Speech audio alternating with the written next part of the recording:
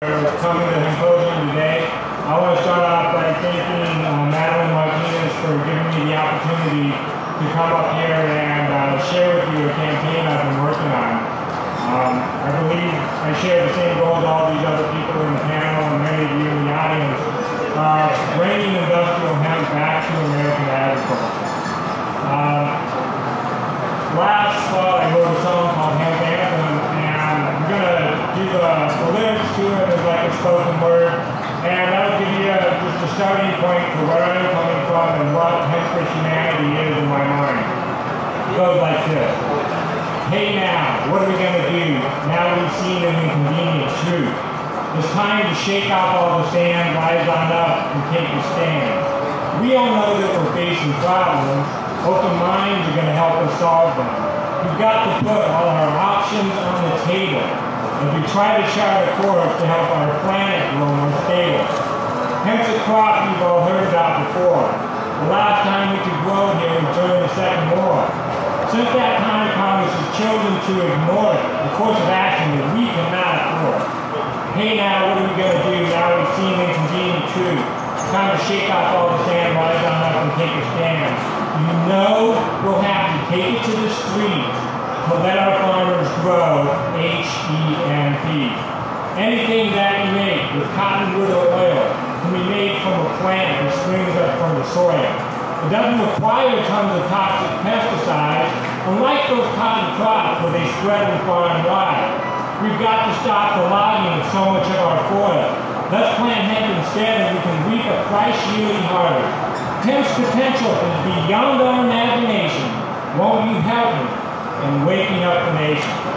Hey now, what are we going to do? Now we've seen inconvenient truth. Time to shake off all the sand, rise on up and take a stand. You know we'll have to take it to the street to let our farmers grow H-E-M-P. If you take a look at causes environmental, what you'll find are lots of scattered causes local. The way I see it, we've been like a shotgun shell, trying to hit far out targets sustainable. We gotta mold ourselves into a bullet. Then this target, I know that we can hit it. Let's join together and bring hemp into the fore, then we'll really help yourself to restore. Hey now, what we're going to do, now we've learned hemp's convenient truth, we're going to shake off all the sand, rise on up and take a stand. Someday we will take it to the street and let our farmers grow H-E-M-P. Now if you take a look at the history of the United States, the momentum that has led to the passing of some of the most historic acts in this country has only happened after millions of people from sea to shining sea have taken to the street and raised their voices. Given the fact that for over 70 years, the American people, by and large, have been kept entirely in the dark about a plant called cannabis sativa, who have more potential than any other green technology currently being discussed in the mass media to spread widespread green revolution across this country and eventually around the world. Hemp Christianity, at its essence, is the dream that Jack Herron shared with me and shared with all the other people that he's ever talked to and that have ever read his book. And he said, he liked to say hemp can save the planet.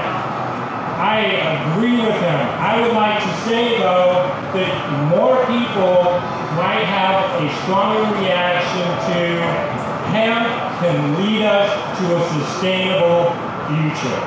The people talk about saving the whale, saving the human, saving the planet's going to be fine, whether we're here or not. And I am here on behalf of the children who don't have a voice, and they have no way of charting their future right now. That remains up to us. Those of us that can vote, those of us that can raise our voices, go to the street, write letters. Now, looking at the history of the United States and the passage of those acts I mentioned before,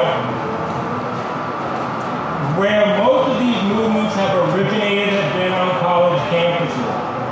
I firmly believe that if there was a united campaign to bring hemp to our college campuses in a manner that made a very clear case for college students about the history of hemp, its enormous potential, and what we can do to change a nation's policies. Right now, sitting in Congress is House Resolution 1009, the Industrial Hemp Farming Act.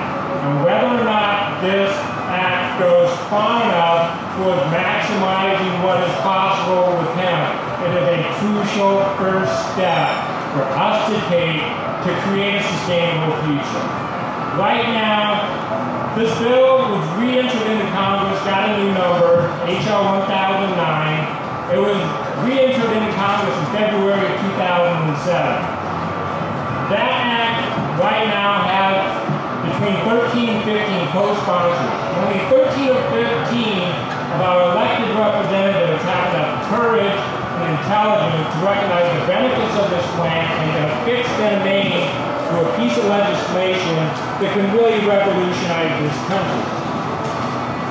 Now, unfortunately, to get a bill moved through Congress, through the House of Representatives, you need upwards of 200 representatives to co-sponsor this bill. That's where each and every one of you, and each and every one of these college students and people across the country come in. Call your representative. Write your representative. Write your newspaper. Tell your representative, we want you to affix your name as a co-sponsor of H.R. 1009. A failure to do so by the next election puts your vote seriously in jeopardy. And that is the kind of message we need to take to Washington, D.C. You know, we the people have the power to shape the discourse of the debate and the dialogue taking place around the election this year. You know, I've heard a lot of people tell me, wait until after the election. Wait, just wait. We're getting there. We're getting there. We are getting there. But we need to achieve a critical mass in as short a way as possible. And I believe the best way to do that is to try to unite people from the widest coalitions as possible. Get in touch with environmental organizations, marijuana organizations. Get involved with the churches. There is no reason why people in the church cannot support the Industrial Hemp Farming Act. We owe it to our farmers, we owe it to our children, we owe it to those that are yet unborn.